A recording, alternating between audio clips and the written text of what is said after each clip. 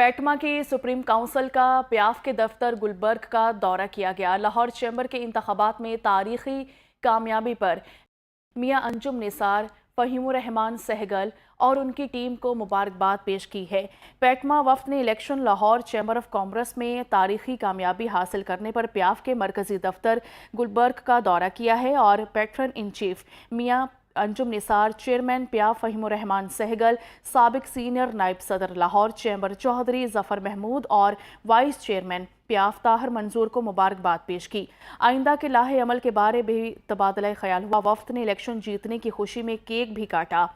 وفد میں founders member پیٹما وقار علی، راجہ عمران، سید احمد بخاری، ملک عرفان سلطان، نبیل محمود، اعجاز بٹ، حافظ عمران شامل تھے۔